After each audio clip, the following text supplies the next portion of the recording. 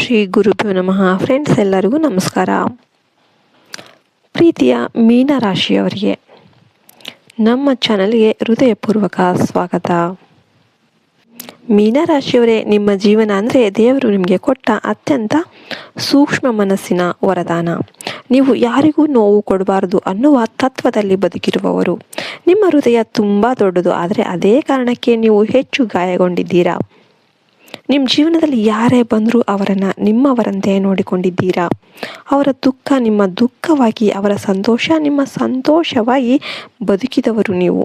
ಆದರೆ ಅದೇ ಜನ ನಿಮ್ಮ ಅಗತ್ಯದ ಸಮಯದಲ್ಲಿ ನಿಮ್ಮ ಪಕ್ಕದಲ್ಲಿ ಇಲ್ಲ ಅನ್ನುವ ಒಂದು ಸತ್ಯ ನಿಮಗೆ ಒಳಗೊಳಗೆ ಬಹಳ ನೋವನ್ನು ಕೊಟ್ಟಿದೆ. ನೀವು ನಗುತ್ತಾ ಮಾತನಾಡಿದರೂ ಕೂಡ ಒಳಗೆ ತುಂಬ ಭಾರ ಹೊತ್ತುಕೊಂಡು ಬದುಕಿದ್ದೀರಾ. ಕಳೆದ 2-3 ವರ್ಷಗಳಿಂದ ನಿಮ್ಮ ಜೀವನದಲ್ಲಿ ಒಂದರ ಮೇಲೆ ಒಂದು ಸಮಸ್ಯೆಗಳು ಬರ್ತಾನೇ ಇದೆ.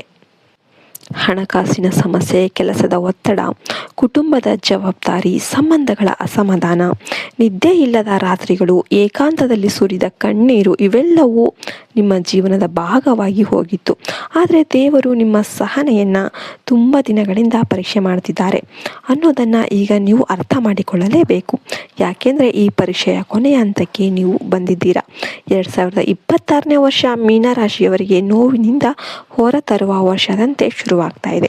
ವರ್ಷದ ಆರಂಭದಲ್ಲಿ ಸ್ವಲ್ಪ ಗೊಂದಲ ಇದ್ದರೂ ಕೂಡ ಮಾರ್ಚ್ ನಂತರ ನಿಮ್ಮ ಜೀವನಕ್ಕೆ ದಿಕ್ಕೆ ಬದಲಾಯಿಸೋದಕ್ಕೆ ಶುರುವಾಗುತ್ತೆ.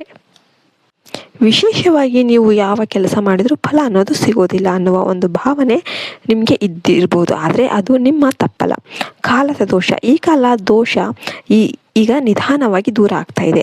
ಮೀನರಾಶಿಯವರಿಗೆ ಗುರುಬಲ ತುಂಬ ಮುಖ್ಯವಾದದ್ದು ಮತ್ತು ಈ ವರ್ಷ ಗುರು ನಿಮ್ಮ ಪರವಾಗಿ ಕೆಲಸ ಮಾಡ್ತಾರೆ.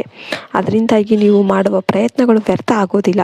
ಕೆಲಸದ ವಿಷಯದಲ್ಲಿ ಹೇಳಬೇಕಂದ್ರೆ, ಈಗಿರುವ ಕೆಲಸದಲ್ಲಿ ಅಸಮಾಧಾನ ಇದ್ದರೂ ಕೂಡ ತಕ್ಷಣ ಬಿಡುವ ನಿರ್ಧಾರ ಮಾಡೋದಕ್ಕೆ ಹೋಗಬೇಡಿ. ಏಪ್ರಿಲ್ ನಂತರ ಹೊಸ ಅವಕಾಶ ಅನ್ನೋದು ನಿಮ್ಮ ಕೈಗೆ ಸೇರುತ್ತೆ. ಕೆಲವರಿಗೆ ಇದು ಹೊಸ ಕೆಲಸ ಆಗಿರ್ಬೋದು, ಕೆಲವರಿಗೆ ಈಗಿರುವ ಕೆಲಸದಲ್ಲೇ ಪ್ರಮೋಷನ್, ಗೌರವ, ಸಂಬಳ ಹೆಚ್ಚಳ ರೂಪದಲ್ಲಿ ಇರಬಹುದು. ವಿದೇಶ ಸಂಪರ್ಕದಿಂದ ಲಾಭ ಪಡೆಯುವ ಯೋಗವೂ ಕೂಡ ಇದೆ. ವಿಶೇಷವಾಗಿ ನೀರಿನ ಸಂಬಂಧಿತ ಕ್ಷೇತ್ರಗಳು, ಆಸ್ಪತ್ರೆ, ಶಿಕ್ಷಣ, ಧಾರ್ಮಿಕ, ಆಧ್ಯಾತ್ಮಿಕ ಕೆಲಸಗಳು, ಸಲಹೆಗಾರಿಕೆ, ಕ್ರಿಯೇಟಿವ್ ಕೆಲಸಗಳು, ಬರವಣಿಗೆ, ಸಂಗೀತ, ಕಲಾ ಕ್ಷೇತ್ರಗಳಲ್ಲಿ ಇರುವ ಮೀನರಾಶಿಯವರಿಗೆ ಈ ವರ್ಷ ವಿಶೇಷ ಲಾಭ ಕೊಡ್ತಾ ಇದೆ. ಹಣಕಾಸಿನ ವಿಷಯದಲ್ಲಿ ನೀವು ತುಂಬ ಎಚ್ಚರಿಕೆಯಿಂದ ಇರಬೇಕು. ಯಾಕೆಂದರೆ ನಿಮ್ಮ ಒಳ್ಳೆಯ ಮನಸ್ಸನ್ನು ಬಳಸಿಕೊಂಡು ಮತ್ತೆ ಯಾರಾದರೂ ನಿಮ್ಮ ಬಳಿ ಸಾಲ ಕೇಳಬಹುದು. ಆದರೆ ಈ ಬಾರಿ ನಿಮ್ಮ ಮನಸ್ಸು ಹಿಂದಿನಂತೆ ದುರ್ಬಲ ಆಗಿರೋದಿಲ್ಲ. ನೀವು ಸಹಾಯ ಮಾಡುವ ಮುನ್ನ 2 ಬಾರಿ ಯೋಚಿಸುವ ಸ್ಥಿತಿಗೆ ಬರ್ತೀರಾ. ಇದೇ ನಿಮ್ಮ ಜೀವನದ ದೊಡ್ಡ ಬದಲಾವಣೆ. ಮೀನರಾಶಿಯವರು ಹಣ ಉಳಿಸುವುದರಲ್ಲಿ ಹಿಂದೆ ಬಹಳ ಕಷ್ಟವನ್ನು ಅನುಭವಿಸ್ತಿದ್ದೀರಾ. ಯಾಕೆಂದರೆ ಹಣ ಬಂದರೂ ಅದು ಕೈಯಲ್ಲಿ ಉಳಿಯದೆ ಹೋಗ್ತಾ ಇತ್ತು. ಆದರೆ ಜೂನ್ ನಂತರ ನಿಧಾನವಾಗಿ ಉಳಿತಾಯ ಶುರುವಾಗುತ್ತೆ. ಚಿಕ್ಕ ಮೊತ್ತವಾದರೂ ಕೂಡ ನಿಯಮಿತವಾಗಿ ಉಳಿಸುವ ಅಭ್ಯಾಸ ಮಾಡಿಕೊಳ್ಳಿ. ಅದು ಮುಂದಿನ ದಿನಗಳಲ್ಲಿ ದೊಡ್ಡ ಆಧಾರವಾಗುತ್ತೆ. ಹಳೆಯ ಸಾಲಗಳು ತೀರಿಸುವ ಅವಕಾಶ ಕೂಡ ಈ ವರ್ಷ ನಿಮಗೆ ಸಿಗುತ್ತೆ. ಸಂಬಂಧಗಳ ವಿಷಯಕ್ಕೆ ಬಂದರೆ, ಮೀನರಾಶಿಯವರು ತುಂಬ ಭಾವನಾತ್ಮಕವಾಗಿ ಪ್ರೀತಿ ಮಾಡುವವರು. ಆದರೆ ಅದೇ ಕಾರಣಕ್ಕೆ ಮೋಸ ಅನುಭವಿಸಿದವರು ಕೂಡ ಹೆಚ್ಚು. ನಿಮ್ಮ ಜೀವನದಲ್ಲಿ ನಿಮ್ಮ ನಿಷ್ಠೆಯನ್ನು ಪ್ರಶ್ನಿಸಿದವರು, ನಿಮ್ಮ ತ್ಯಾಗವನ್ನು ಅರ್ಥ ಮಾಡಿಕೊಳ್ಳದವರು ಇದ್ದಾರೆ. ಕುಟುಂಬದಲ್ಲೇ ನಿಮ್ಮ ಮಾತಿಗೆ ಬೆಲೆ ಇಲ್ಲ ಅನ್ನುವ ಸ್ಥಿತಿ ಕೆಲವೊಮ್ಮೆ ಎದುರಾಗಿದೆ. ಆದರೆ 2026ರಲ್ಲಿ ನಿಮ್ಮ ಮೌನವೇ ನಿಮ್ಮ ಶಕ್ತಿ ಆಗುತ್ತೆ. ನೀವು ಮಾತನಾಡದೆ ಸಹಿಸಿಕೊಂಡಿದ್ದಕ್ಕೆ ದೇವರು ನ್ಯಾಯವನ್ನು ಕೊಡ್ತಾರೆ. ನಿಮ್ಮ ವಿರುದ್ಧ ಮಾತನಾಡಿದವರೇ ನಿಮ್ಮ ಅವಶ್ಯಕತೆಯನ್ನು ಅರಿತು ನಿಮ್ಮ ಬಳಿಗೆ ಬರುವ ಸಂದರ್ಭ ಕೂಡ ಬರುತ್ತೆ. ದಾಂಪತ್ಯ ಜೀವನದಲ್ಲಿ ಅಸಮಾಧಾನ ಇದ್ದವರಿಗೆ ನಿಧಾನವಾಗಿ ಸುಧಾರಣೆ ಅನ್ನೋದು ಕಾಣಿಸಿಕೊಳ್ಳುತ್ತೆ. ಅವಿವಾಹಿತರಿಗೆ ಅಚ್ಚರಿಯ ಪ್ರಸ್ತಾಪ ಬರುವ ಸಾಧ್ಯತೆ ಇದೆ. ಆದರೆ ಆತುರದಲ್ಲಿ ನಿರ್ಧಾರ ಮಾಡೋದಕ್ಕೆ ಹೋಗಬೇಡಿ. ನಿಮ್ಮ ಅವಶ್ಯಕತೆಯನ್ನು ಕುರಿತು ನಿಮ್ಮ ಬಳಿ ಬರುವ ಸಾಧ್ಯತೆ ಇದೆ. ದಾಂಪತ್ಯ ಜೀವನದಲ್ಲಿ ಅಸಮಾಧಾನ ಇದ್ದವರಿಗೆ ನಿಧಾನವಾಗಿ ಸುಧಾರಣೆ ಅನ್ನೋದು ಕಾಣಿಸುತ್ತೆ. ಮೀನರಾಶಿಯವರು ಮನಸ್ಸಿನ ಒತ್ತಡವನ್ನು ದೇಹದಲ್ಲಿ ಕಾಯಿಲೆಯಾಗಿ ಅನುಭವಿಸುವವರು.